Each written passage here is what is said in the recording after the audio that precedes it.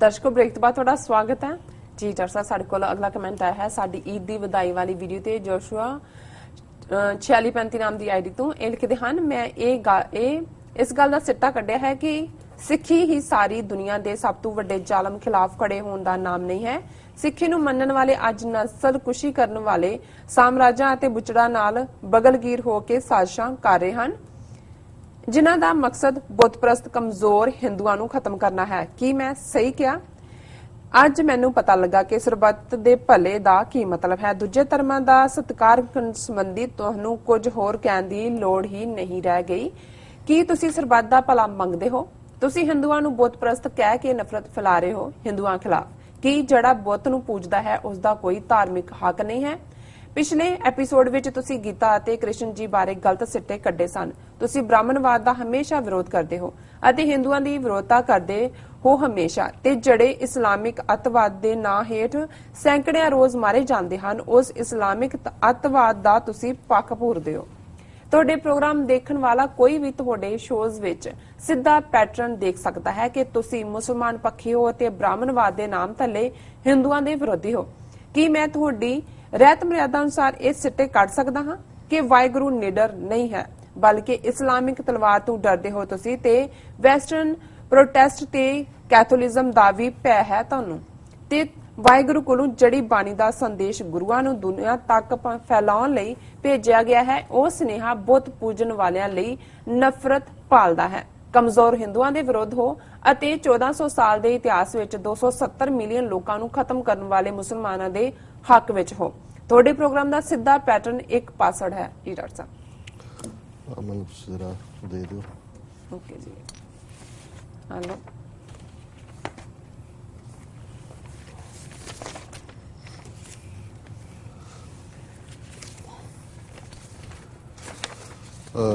ਇਸ ਈਮੇਲ ਨੂੰ ਮੈਂ ਵਿਸ਼ੇਸ਼ ਤੌਰ ਦੇ ਉੱਤੇ ਚੁਣਿਆ ਵਿਚਾਰ ਦੇ ਲਈ, ਔਰ ਮੈਂ ਇਹਦੇ ਨਾਲ ਇਨਸਾਫ ਵੀ ਕਰਨਾ ਚਾਹੁੰਦਾ ਕਿਉਂਕਿ ਇਹ ਜੋਸ਼ੂਆ ਨਾਂ ਦੀ ਆਈਡੀ ਤੋਂ ਹੈ। ਹੁਣ ਜੋਸ਼ੂਆ ਆਮ ਤੌਰ ਤੇ ਯਹੂਦੀ ਨਾਂ ਹੁੰਦਾ, ਸੋ ਜ਼ਾਹਰ ਹੈ ਕਿ ਲਿਖਣ ਵਾਲੇ ਯਹੂਦੀ ਸੱਜਣ ਨਹੀਂ ਨੇ। ਸੋ ਇਹ ਸਾਡੇ ਉਹਨਾਂ ਮਿੱਤਰਾਂ ਚੋਂ ਹੀ ਨੇ ਜਿਹੜੇ ਜਾਲੀ ਆਈਡੀ ਬਣਾ ਕੇ ਔਰ ਹਿੰਦੂਤਵਾਦੀ ਪੇਰੋਲ ਦੇ ਉੱਤੇ ਜਿਹੜੇ ਨੇ, ਔਰ ਉਹ ਹਰ ਥਾਂ ਮੋਨੀਟਰ ਕਰਦੇ ਨੇ ਔਰ ਜ਼ਬਾਨ ਵੀ ਉਹ ਇਸਤੇਮਾਲ ਕਰਦੇ ਨੇ, ਜਿਹਦੇ ਰਾਹੀਂ ਉਹਨਾਂ ਦਾ ਇਹ ਵੀ ਨਾ ਲੱਗਿਆ ਇਹਦੇ 'ਚ ਕੋਈ ਉਹਨਾਂ ਨੇ ਗਾਲੀ ਗਲੋਚ ਨਹੀਂ ਕੀਤਾ, ਪਰ ਉਹਨਾਂ ਨੇ ਸਾਡੇ ਉੱਤੇ ਇਹ ਇਲਜ਼ਾਮ ਲਾਇਆ ਕਿ ਅਸੀਂ ਇੱਕ ਪਾਸੜ ਸੋਚ ਰੱਖਦੇ। ਔਰ ਉਹਨਾਂ ਨੇ ਬੜੀ ਕਲੈਵਰ ਲੈਂਗੁਏਜ ਦੇ ਵਿੱਚ, ਕਿਉਂਕਿ ਅੰਗਰੇਜ਼ੀ 'ਚ ਲਿਖਤ ਹੁੰਦੀ ਹੈ ਔਰ ਅਸੀਂ ਪੰਜਾਬੀ 'ਚੋਂ ਲੱਥਾ ਕਰਦੇ ਹਾਂ ਪੰਜਾਬੀ ਪ੍ਰੋਗਰਾਮ ਹੋਣ ਕਰਕੇ। ਸੋ ਉਹਨਾਂ ਨੇ ਇਹ ਵੀ ਕਹਿਣਾ ਚਾਹਿਆ ਕਿ ਅਸੀਂ ਬ੍ਰਾਹਮਣਵਾਦ ਤੇ ਹਿੰਦੂਤਵਾਦ ਦੀ ਇਹ ਨਾਂ ਥੱਲੇ ਹਿੰਦੂਆਂ ਦਾ ਵਿਰੋਧ ਕਰਦੇ। ਹੁਣ ਉਹ ਵੀ ਸਮਝਦੇ ਨੇ ਕਿ ਬ੍ਰਾਹਮਣਵਾਦ ਇੱਕ ਵਿਚਾਰਧਾਰਾ, ਆਈਡੀਓਲੋਜੀ ਹੈ। ਬ੍ਰਾਹਮਣਿਜ਼ਮ ਉਵੇਂ ਹੀ ਹੈ ਜਿਵੇਂ ਕਮਿਊਨਿਜ਼ਮ, ਨਾਜ਼ੀਜ਼ਮ, ਫਾਸ਼ਿਜ਼ਮ ਨਹੀਂ। ਸੋ ਬ੍ਰਾਹਮਣ ਔਰ ਬ੍ਰਾਹਮਣਿਜ਼ਮ ਦੇ ਵਿੱਚ ਫਰਕ ਹੈ, ਹਿੰਦੂ ਔਰ ਹਿੰਦੂਤਵਾਦ ਦੇ ਵਿੱਚ ਫਰਕ ਹੈ। ਸਾਰੇ ਹਿੰਦੂਤਵੀ ਨਹੀਂ ਨੇ, ਔਰ ਇਸ ਲਈ ਜਿਹੜੇ ਸਾਡੇ ਹਿੰਦੂ ਬਹੁਗਿਣਤੀ ਭਾਈਚਾਰੇ ਦੇ ਲੋਕ ਹਿੰਦੂਤਵੀਆਂ ਦੇ ਖਿਲਾਫ ਆਵਾਜ਼ ਚੁੱਕਦੇ ਨੇ, ਉਹਨਾਂ ਨੂੰ ਵੀ ਹਿੰਦੂਤਵੀ ਆਪਣੇ ਕਹਿਰ ਦਾ ਨਿਸ਼ਾਨਾ ਬਣਾਉਂਦੇ ਨੇ। ਜਿਵੇਂ ਈਵਨ ਮੀਡੀਆ 'ਚ ਮੈਂ ਅੱਜ ਦੇਖ ਰਿਹਾ ਸੀ ਕਿ ਬਰਖਾ ਦੱਤ ਇੱਕ ਪ੍ਰੋਮੀਨੈਂਟ ਜਰਨਲਿਸਟ ਹੈ ਤੇ ਇੱਕ ਹੋਰ ਗੋਸਵਾਮੀ। ਹੁਣ ਗੋਸਵਾਮੀ ਨੇ ਇਹ ਚਾਰਜ ਲਾਤਾ ਹੈ, ਉਹਨੇ ਜਿਹੜੇ ਵੀ ਥੋੜੇ ਬਹੁਤ ਨਿਰਪੱਖ ਗੱਲ ਕਰਨਾ ਚਾਹੁੰਦੇ ਨੇ ਉਹ ਕਹਿੰਦੇ ਪਾਕਿਸਤਾਨੀ ਡਵ ਨੇ, ਉਹਨਾਂ ਦੀਆਂ ਜਿਹੜੇ ਨੇ ਕਬੂਤਰ ਨੇ, ਔਰ ਉਹਨੇ ਕਿਹਾ ਜੀ ਇਹ ਸਾਰੇ ਐਂਟਾਈ ਇੰਡੀਆ ਨੇ। ਔਰ ਬਰਖਾ ਦੱਤ ਨੇ ਅੱਗੋਂ ਕਿਹਾ ਵੀ ਮੈਨੂੰ ਅੱਜ ਸ਼ਰਮ ਆ ਰਹੀ ਹੈ ਕਿ ਮੈਂ ਉਸ ਪੇਸ਼ੇ 'ਚ ਹਾਂ ਜਿਹਦੇ 'ਚ ਗੋਸਵਾਮੀ ਵਰਗੇ ਲੋਕ ਨੇ।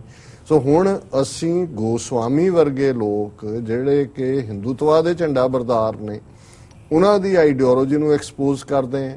ਇਸੇ ਤਰ੍ਹਾਂ ਬ੍ਰਾਹਮਣਵਾਦ ਦੀ ਉਹ ਵਿਚਾਰਧਾਰਾ ਜਿਹੜੀ ਬ੍ਰਾਹਮਣ, ਕਸ਼ਤਰੀ, ਵੈਸ਼, ਸ਼ੂਦ ਜਿਹਨੇ ਵਰਣ ਆਸ਼ਰਮ ਬਣਾਇਆ, ਜਿਹੜੀ ਅੱਜ ਵਾਪਸ ਦਲਿਤ ਫੈਕਟਰ ਕਿਉਂ ਦੁਬਾਰਾ ਪੂਰੀ ਮਜ਼ਬੂਤੀ ਦੇ ਨਾਲ ਖਲੋਤਾ ਹੈ ਹਰ ਪਾਸੇ, ਕਿਉਂਕਿ ਉਹਨਾਂ ਨੂੰ ਇਹ ਰਿਅਲਾਈਜ਼ ਹੋ ਰਿਹਾ ਹੈ ਵੀ ਜਿਹੜੀ ਥੋੜੀ ਬਹੁਤ ਤਬਦੀਲੀ ਭਾਰਤੀ ਸੰਵਿਧਾਨ ਦੇ ਲਾਗੂ ਹੋਣ ਤੋਂ ਬਾਅਦ ਹੋਈ, ਜਿਹਦੇ 'ਚ ਕਿ ਹਰ ਇੱਕ ਨੂੰ ਬਰਾਬਰ ਵੋਟ ਦਾ ਹੱਕ ਮਿਲਿਆ, ਡਿਸਕ੍ਰਿਮੀਨੇਸ਼ਨ ਦੀ ਗੱਲ ਟੁੱਟੀ, ਉਹਨਾਂ ਨੂੰ ਰਿਜ਼ਰਵੇਸ਼ਨ ਮਿਲੀ, ਜਾਂ ਜ਼ਾਤ ਪਾਤੀ ਆਧਾਰਿਤ ਨਫ਼ਰਤ ਫੈਲਾਣ ਜਾਂ ਈਵਨ ਸੰਬੋਧਨ ਨੂੰ ਵੀ ਕਾਨੂੰਨ ਦੇ ਥੱਲੇ ਜਿਹੜਾ ਇੱਕ ਜੁਰਮ ਬਣਾਇਆ ਗਿਆ, ਉਹਨਾਂ ਨੂੰ ਇਹ ਲੱਗ ਰਿਹਾ ਹੈ ਕਿ ਹਿੰਦੂਤਵਾਦੀ ਆਈਡੀਓਲੋਜੀ ਦਾ ਮਤਲਬ ਹੈ ਕਿ ਉਹੀ ਕਾਸਟ ਬੇਸਡ ਸੋਸਾਇਟੀ ਜਿਹਦੇ 'ਚ ਬ੍ਰਾਹਮਣ ਸਭ ਤੋਂ ਉੱਪਰਲੇ ਡੰਡੇ ਤੇ ਹੈ ਤੇ ਸ਼ੂਦਰ ਸਭ ਤੋਂ ਥੱਲੇ ਹੈ, ਉਸ ਨੂੰ ਇਹ ਦੁਬਾਰਾ ਪੁਨਰ ਸਥਾਪਿਤ ਕਰਨਾ ਚਾਹੁੰਦੇ ਨੇ ਜੀ।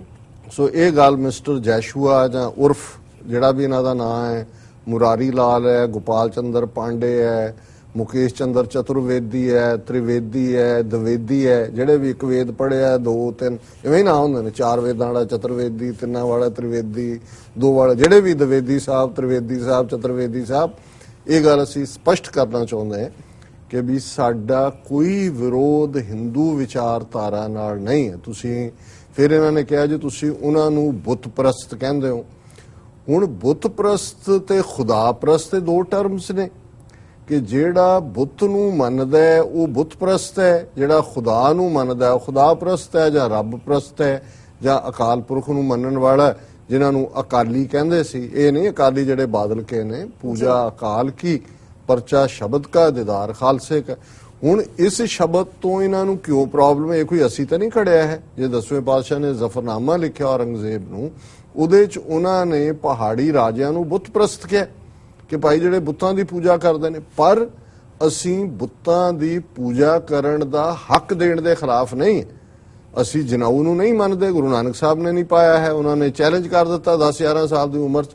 ਪਰ ਉਸੇ ਹੀ ਨਾਨਕ ਜੋਤ ਨੇ 9ਵੇਂ ਜਾਮੇ ਦੇ ਵਿੱਚ ਔਰੰਗਜ਼ੇਬ ਦਾ ਹੱਥ ਫੜ ਲਿਆ ਕਿ ਵੀ ਇਹ ਜ਼ਬਰਦਸਤੀ ਲਾਉਣ ਨਹੀਂ ਦੇਣਾ ਹੈ ਤੇ ਤਿਲਕ ਜੰਜੂ ਰਾਖਾ ਪ੍ਰਭ ਤਾਂਕਾ, ਤੁਹਾਡੇ ਤਿਲਕ ਜੰਜੂ ਜਾਂ ਬੁੱਤ ਪ੍ਰਸਤੀ ਦਾ ਹੱਕ ਹੀ ਜਿਹੜਾ ਹੈ ਉਹ ਗੁਰੂ ਸਾਹਿਬਾਨ ਨੇ ਆਪਣੀ ਸ਼ਹਾਦਤ ਦੇ ਨਾਲ ਰੱਖਿਆ ਹੋਇਆ ਹੈ, ਤੇ ਜਿਹੜਾ ਹੱਕ ਤੁਹਾਨੂੰ ਗੁਰੂ ਸਾਹਿਬ ਨੇ ਆਪਣੀ ਸ਼ਹਾਦਤ ਨਾਲ ਦਿੱਤਾ ਅਸੀਂ ਤੁਹਾਡੇ ਤੋਂ ਕਿਉਂ ਖੋਵਾਂਗੇ? ਜੀ ਜੀ। ਤੇ ਜੇ ਅਸੀਂ ਖੋਇਆ ਫਿਰ ਅਸੀਂ ਸਿੱਖ ਕਿਵੇਂ ਹੋਵਾਂਗੇ ਗੁਰੂ ਤੇਗ ਬਹਾਦਰ ਦੇ? ਸੋ ਇਹ ਜਿਹੜਾ ਹੈ ਇਹਨੂੰ ਰਲਾਉਣ ਦੀ ਕੋਸ਼ਿਸ਼ ਨਾ ਕਰੋ ਆਪਣੇ ਹਿੰਦੂਤਵਾ ਦੇ ਏਜੰਡੇ ਨੂੰ। ਬਾਕੀ ਰਹੀ ਗੱਲ ਇਸਲਾਮਿਕ ਜਿਹੜਾ ਦਹਿਸ਼ਤਗਰਦੀ ਕਰਨ ਵਾਲਿਆਂ ਦੀ, ਕੋਈ ਵਾਕਿਆ ਕਿਤੇ ਹੋਇਆ ਹੋਏ, ਫਰਾਂਸ 'ਚ ਹੋਏ, ਕਿਸੇ ਦੁਨੀਆ ਦੀ ਕਿਸੇ ਥਾਂ ਤੇ ਹੋਏ, ਅਸੀਂ ਸਭ ਤੋਂ ਪਹਿਲਾਂ ਉਸ ਨੂੰ ਕੰਡੈਮ ਕਰਦੇ। ਔਰ ਕਿਉਂਕਿ ਅਸੀਂ ਖੁਦ ਸਿੱਖ ਇਤਿਹਾਸ ਦੇ ਵਿੱਚ ਉਹ ਜਹਾਂਗੀਰ ਹੋਏ, ਔਰੰਗਜ਼ੇਬ ਹੋਏ, ਉਹਨਾਂ ਨੇ ਜਿਹੜਾ ਉਸ ਕਿਸਮ ਦੇ ਜਿਹੜੀ ਐਕਸਟ੍ਰੀਮ ਲਾਈਨ ਦਾ ਸਹਾਰਾ ਲਿਆ, ਅਸੀਂ ਉਸ ਦਾ ਵਿਰੋਧ ਕਰਦੇ। ਪਰ ਇਸੇ ਸੈਂਸ ਦੇ ਵਿੱਚ ਸਾਨੂੰ ਇਹ ਗੱਲ ਵੀ ਨਹੀਂ ਭੁੱਲੀ ਕਿ ਭਾਈ ਜੇ ਅਲਾਮਾ ਇਕਬਾਲ ਨੇ ਤੌਹੀਦ ਦੀ ਗੱਲ ਕੀਤੀ, ਜੇ ਗੁਰੂ ਗ੍ਰੰਥ ਸਾਹਿਬ ਦੇ ਵਿੱਚ ਜਿਹੜਾ ਉਹ ਰਾਮ ਅੱਲਾ ਸ਼ਬਦ ਆਏ ਰੱਬ ਦੇ ਰੂਪ 'ਚ, ਤੇ ਫਿਰ 5ਵੇਂ ਪਾਤਸ਼ਾਹ ਨੇ ਸਾਈਂ ਮੀਆਂ ਮੀਰ ਨੂੰ ਸ਼੍ਰੀ ਹਰਮੰਦਰ ਸਾਹਿਬ ਦਾ ਨੀਂਹ ਪੱਥਰ ਰੱਖਣ ਦੇ ਲਈ ਸੱਦਿਆ। ਪੀਰ ਬੁੱਧੂ ਸ਼ਾਹ, ਨਬੀ ਖਾਨ, ਗਨੀ ਖਾਨ, ਔਰ ਅੱਜ ਦੇ ਪੀਰੀਅਡ 'ਚ ਵੀ ਸਾਡੇ ਲਈ ਜੇ ਕੋਈ ਹਾਂ ਦਾ ਨਾਰਾ ਮਾਰਦਾ ਹੈ, ਜੇ ਪਾਕਿਸਤਾਨ ਵਿਚਲੇ ਸਾਡੇ ਵੀਰ ਭੈਣ ਸਾਡੇ ਲਈ ਹਾਂ ਦਾ ਨਾਰਾ ਮਾਰਦੇ ਨੇ ਤੇ ਅਸੀਂ ਉਹਨਾਂ ਦੀ ਤਾਰੀਫ ਕਰਦੇ, ਤੇ ਅਸੀਂ ਕਿਵੇਂ ਜਿਹੜੇ ਆ ਉਹ ਇਸਲਾਮ ਪੱਖੀ ਹੋ ਗਏ ਤੇ ਦੂਸਰੇ ਤੁਹਾਡੇ ਵਿਰੋਧੀ ਹੋ ਗਏ? ਅਸੀਂ ਵਿਚਾਰਧਾਰਾ ਦੇ ਵਿਰੋਧੀ ਹਾਂ। ਉਸੇ ਤਰ੍ਹਾਂ ਹੀ ਹਿੰਦੂਤਵਾ ਦੇ, ਬ੍ਰਾਹਮਣਵਾਦ ਦੇ, ਔਰ ਇਸੇ ਤਰ੍ਹਾਂ ਹੀ ਉਸ ਕਿਸਮ ਦੇ ਇਸਲਾਮ ਦੇ ਜਿਹੜਾ ਧਰਮ ਦੇ ਨਾਂ ਥੱਲੇ, ਮਜ਼ਹਬ ਦੇ ਨਾਂ ਥੱਲੇ ਜਿਹੜਾ ਕੱਟੜਪਣਾ ਦਿਖਾਉਂਦਾ ਹੈ, ਆਪਣੇ ਹੀ ਮਜ਼ਹਬ ਵਾਲਿਆਂ ਦਾ ਕਤਲ ਜਿਹੜਾ ਉਹਨੂੰ ਵਾਜਬੁਲ ਕਤਲ ਬਣਾ ਦਿੰਦੇ ਨੇ ਜੀ, ਕਤਲ ਕਰਨ ਦੇ ਕਾਬਿਲ ਹੈ। ਸੋ ਇਹਨਾਂ ਨੇ ਜਿਹੜਾ ਪਹਿਲਾਂ ਹੀ ਵਿਅੰਗ ਕੀਤਾ ਕਿ ਜੀ ਸਾਨੂੰ ਸਮਝ ਆ ਗਈ ਹੈ ਵੀ ਸਰਬੱਤ ਦਾ ਭਲਾ ਕੀ ਹੈ। ਇਸ ਸਭ ਦੇ ਬਾਵਜੂਦ ਅਸੀਂ ਜੰਗ ਦੇ ਮੈਦਾਨ 'ਚ ਜਿਹੜਾ ਉਹ ਦੁਸ਼ਮਣ ਨੂੰ ਲਲਕਾਰਦੇ, ਪਰ ਸਾਡਾ ਮੋਟਿਵ ਅਲਟੀਮੇਟਲੀ ਸਰਬੱਤ ਦਾ ਭਲਾ ਹੈ। ਫਿਰ ਇਹਨਾਂ ਨੇ ਇਹ ਕਿਹਾ ਕਿ ਜੀ ਇਹ ਤੁਹਾਨੂੰ ਤੁਸੀਂ ਦੂਸਰੇ ਧਰਮਾਂ ਦਾ ਸਤਿਕਾਰ ਨਹੀਂ ਕਰਦੇ। ਹੁਣ ਦੂਸਰੇ ਧਰਮਾਂ ਤੋਂ ਮਤਲਬ ਇਹ ਹੈ ਵੀ ਜੇ ਤੁਸੀਂ ਸਾਨੂੰ ਬੁੱਤ ਪ੍ਰਸਤ ਕਹਿੰਦੇ ਹੋ, ਜਾਂ ਤੁਸੀਂ ਜਿਹੜਾ ਫਿਰ ਉਹਨਾਂ ਨੇ ਕਿਹਾ ਜੀ ਤੁਸੀਂ ਗੀਤਾ ਤੇ ਕ੍ਰਿਸ਼ਨ ਜੀ ਬਾਰੇ ਜਿਹੜਾ ਉਹ ਗਲਤ ਸਿੱਟੇ ਕੱਢੇ। ਹੋ ਸਕਦਾ ਸਾਡੇ ਸਿੱਟੇ ਕੱਢੇ ਗਲਤ ਹੋਣ, ਪਰ ਅਸੀਂ ਮਹਾਭਾਰਤ ਦੇ ਕੰਟੈਕਸਟ ਦੇ ਵਿੱਚ, ਜਾਂ ਕਈ ਵਾਰ ਜਿਹੜੇ ਸਾਡੇ ਰੀਡਰ ਲਿਖਦੇ ਨੇ, ਜਿਹੜੇ ਸਾਡੇ ਵਿਊਅਰ ਨੇ ਜਾਂ ਸਰੋਤੇ ਨੇ, ਅਸੀਂ ਉਹਨੂੰ ਰਿਸਪੌਂਡ ਕਰਦੇ। ਪਰ ਇਸੇ ਤਰ੍ਹਾਂ ਇਹਨਾਂ ਨੂੰ ਇਹ ਵੀ ਯਾਦ ਹੋਏਗਾ ਜੇ ਕੱਲ ਅਸੀਂ ਸ਼ਬਦ ਵਿਚਾਰ ਕੀਤੀ ਤਾਂ ਫਿਰ ਕਬੀਰ ਸਾਹਿਬ ਦਾ ਸ਼ਬਦ ਜਿਹਦੇ 'ਚ ਬਿੰਦਰਾਬਨ ਮਨ ਹਰਨ ਮਨੋਹਰ ਕ੍ਰਿਸ਼ਨ ਚਰਾਵਤ ਗਾਉਰੇ, ਹੁਣ ਉਹੀ ਬਿੰਦਰਾਬਨ, ਉਹੀ ਤੁਲਸੀ ਦਾ ਦਰਖਤ, ਉਹੀ ਸਾਰੰਗ ਤਰ, ਉਹੀ ਕ੍ਰਿਸ਼ਨ, ਉਹੀ ਗਵਾਲਣਾ ਨੂੰ ਮੋਹਣ ਵਾਲੇ।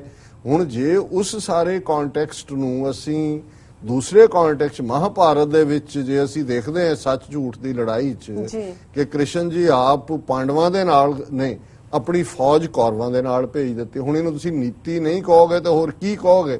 ਜੇ ਪਾਂਡਵ ਸਚਿਆਰੇ ਨੇ ਤੇ ਫਿਰ ਕਿਉਂ ਤੁਸੀਂ ਦੂਸਰੇ ਪਾਸੇ ਭੇਜ ਕੇ ਦੂਸਰਿਆਂ ਨੂੰ ਮਰਵਾਓਗੇ?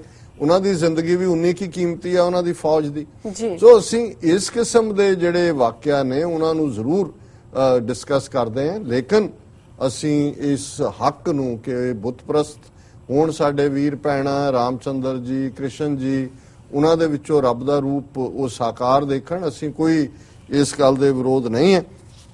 ਔਰ ਬਾਕੀ ਇਹਨਾਂ ਨੇ ਜਿਹੜੀ 270 ਮਿਲੀਅਨ ਫਿਗਰ ਕਿ ਜੀ 1400 ਸਾਲ ਚ ਉਹਨਾਂ ਨੇ 270 ਮਿਲੀਅਨ ਲੋਕਾਂ ਨੂੰ ਮਾਰ ਮੁਕਾਇਆ, ਇਹ ਤਾਂ ਸਾਨੂੰ ਪਤਾ ਨਹੀਂ ਕਿ ਇਹਨਾਂ ਨੇ ਗਣਨਾ ਜਨਗਣਨਾ ਕਿੱਥੋਂ ਕੀਤੀ ਹੈ। ਪਰ ਸਾਨੂੰ ਇਹ ਜ਼ਰੂਰ ਪਤਾ ਹੈ ਕਿ 70 ਸਾਲ ਚ ਜਦੋਂ ਦਾ 1000 ਸਾਲ ਦੀ ਗੁਲਾਮੀ ਬਾਅਦ ਜਿਨ੍ਹਾਂ ਦੇ ਹੱਥ 'ਚ ਹਕੂਮਤ ਆਈ ਹੈ, ਇਹਨਾਂ ਨੇ 2-2.5 ਲੱਖ ਨਾਗੇ ਮਾਰੇ ਨੇ, ਲੱਖ ਤੋਂ ਜ਼ਿਆਦਾ ਕਸ਼ਮੀਰੀ ਮਾਰੇ ਨੇ, 1.5 ਲੱਖ ਤੋਂ ਜ਼ਿਆਦਾ ਸਿੱਖ ਮਾਰੇ ਨੇ, ਤੇ ਦਲਿਤਾਂ ਦੇ ਨਾਲ ਜੋ 4000 ਸਾਲ ਤੋਂ ਹੋਇਆ ਉਹ ਕਿਸੇ ਨੂੰ ਭੁੱਲਿਆ ਨਹੀਂ ਹੈ। ਇਹ ਫਿਗਰ ਸਾਡੇ ਜ਼ਰੂਰ ਸਾਹਮਣੇ ਨੇ। ਸੋ ਅਸੀਂ ਇਹ ਗੱਲ ਸਪਸ਼ਟ ਕਰਨਾ ਚਾਹੁੰਦੇ ਹਾਂ ਵੀ ਅਸੀਂ ਹਰ ਕਿਸਮ ਦੇ ਜ਼ੁਲਮ ਦੇ ਖਿਲਾਫ ਹੈ, ਧਰਮ ਦੇ ਖਿਲਾਫ ਨਹੀਂ। ਨਾ 18ਵੀਂ ਸਦੀ 'ਚ ਅਸੀਂ ਲੜਾਈ ਦੇ ਬਾਵਜੂਦ ਇਸਲਾਮ ਦੇ ਖਿਲਾਫ ਸੀ, ਨਾ ਹੀ ਅੱਜ 21ਵੀਂ ਸਦੀ 'ਚ ਅਸੀਂ ਆਪਣੇ ਮੁਲਕ ਖਾਲਿਸਤਾਨ ਲਈ ਲੜ ਰਹੇ। ਅਸੀਂ ਹਿੰਦੂ ਧਰਮ ਦੇ ਖਿਲਾਫ ਨਹੀਂ ਹੈ। ਇਸ ਗੱਲ ਨੂੰ ਅਸੀਂ ਜਿਹੜਾ ਇੱਕ ਵਾਰੀ ਫੇਰ ਕਹਿਣਾ ਚਾਹੁੰਦੇ ਹਾਂ। ਫਿਰ ਵੀ ਜੋਸ਼ੂਆ ਜੀ ਦਾ ਸ਼ੁਕਰੀਆ ਕਿ ਉਹਨਾਂ ਨੇ ਸਾਨੂੰ ਲਿਖਿਆ। ਜੀ ਡਾਕਟਰ ਸਾਹਿਬ, ਹੁਣ ਤੁਸੀਂ ਸਾਡੇ ਦਰਸ਼ਕਾਂ ਦਾ ਦੱਸੋ ਅੱਜ ਦਾ ਵਿਚਾਰ। ਅੱਜ ਦੇ ਵਿਚਾਰ ਲਈ ਅਸੀਂ ਗੁਰੂ ਨਾਨਕ ਸਾਹਿਬ ਦਾ ਇੱਕ ਸ਼ਲੋਕ ਵਾਰਾਂ ਤੇ ਵਧੇਕ ਚੁਣਿਆ ਜੀ। ਅਗਨ ਮਰੈ ਜਲ ਲੋੜ ਲੋਹੁ, ਵਿਣ ਗੁਰ ਨਿਦ ਜਲ ਨਾਹੀਂ। ਜਨਮ ਮਰੈ ਪਰਮਾਈਐ, ਜੇ ਲਖ ਕਰਮ ਕਮਾਹੇ। ਜਮ ਜਾਗਾਤ ਨ ਲੱਗਈ, ਜੇ ਚੱਲੇ ਸਤਿਗੁਰ ਭਾਏ। ਨਾਨਕ ਨਿਰਮਲ ਅਮਰ ਪਦ, ਗੁਰ ਹਰ ਮੇਲੇ ਮਿਲਾਏ। ਜੀ ਇਹਦੇ ਚ ਗੁਰੂ ਨਾਨਕ ਸਾਹਿਬ ਨੇ ਯਾਦ ਕਰਵਾਇਆ ਕਿ ਅੰਦਰ ਤ੍ਰਿਸ਼ਨਾ ਦੀ ਅੱਗ ਸਾੜਦੀ ਹੈ, ਦਿਨ ਰਾਤ ਡਿਜ਼ਾਇਰਸ, ਭੁੱਖ, ਵਿਕਾਰ ਅੰਦਰ ਜਿਹੜੀ ਹੈ ਉਹਨਾਂ ਨੇ ਤਰਥਲੀ ਮਚਾਈ ਹੁੰਦੀ ਹੈ। ਔਰ ਉਸ ਅੱਗ ਨੂੰ ਸ਼ਾਂਤ ਕਰਨ ਲਈ ਨਾਮ ਦੇ ਜਲ ਦੀ ਲੋੜ ਹੈ। ਨਾਮ ਦੇ ਸਰੋਵਰ ਦੇ ਵਿੱਚ ਟੁੱਬਾ ਲਾ ਕੇ ਤ੍ਰਿਸ਼ਨਾ ਦੀ ਅੱਗ ਬੁਝਦੀ ਹੈ। ਤੇ ਇਹ ਜਿਹੜਾ ਸਰੋਵਰ ਹੈ ਨਾਮ ਦਾ, ਜਿਹੜਾ ਖਜ਼ਾਨਾ ਨਿੱਧ ਹੈ, ਵਿਣ ਗੁਰ ਨਿੱਧ ਜਲ ਨਾਹੀਂ। ਇਹ ਅੰਦਰ ਠਾਰਨ ਵਾਲਾ ਨਾਮ ਦਾ ਜਿਹੜਾ ਸਰੋਵਰ ਹੈ, ਇਹ ਗੁਰੂ ਦੀ ਕਿਰਪਾ ਤੋਂ ਬਿਨਾ ਨਹੀਂ ਸੰਭਵ ਹੁੰਦਾ। ਤੇ ਜੇ ਇਹ ਨਹੀਂ ਮਿਲਦਾ, ਜਨਮ ਮਰੈ ਪਰਮਾਈ ਹੈ, ਜੇ ਲਖ ਕਰਮ ਕਮਾਹੇ। ਬਾਕੀ ਜੋ ਮਰਜ਼ੀ ਤੁਸੀਂ ਕਰੀ ਜਾਓ, ਇਹ ਭਟਕਣਾ ਹੀ ਹੋਏਗੀ, ਜਨਮ ਮਰਨ ਦਾ ਗੇੜ ਹੋਏਗਾ, ਇਸ ਤੋਂ ਛੁਟਕਾਰਾ ਨਹੀਂ ਹੋਏਗਾ। ਜਮ ਜਾਗਾਤ ਨਾ ਲੱਗਈ, ਜੇ ਚੱਲੇ ਸਤਿਗੁਰ ਭਾਏ। ਭਾਏ ਕਹਿੰਦੇ ਨੇ ਭਾਣੇ ਨੂੰ, ਰਜ਼ਾ ਦੇ ਵਿੱਚ, ਕਿ ਜੇ ਸਤਿਗੁਰੂ ਦੇ ਭਾਣੇ ਦੇ ਵਿੱਚ ਅਸੀਂ ਚੱਲਾਂਗੇ ਤਾਂ ਫਿਰ ਜਮ ਜਿਹੜਾ ਐਂਜਲ ਆਫ ਡੈਥ ਹੈ ਉਹ ਮਸੂਲੀਆ ਬਣ ਕੇ, ਇੱਥੇ ਟੋਲ ਟੈਕਸ ਕਹਿੰਦੇ ਨੇ ਕਿ ਭਾਈ ਦਿਓ ਤਾਂ ਹੀ ਅੱਗੇ ਜਾ ਸਕਦੇ ਹੋ।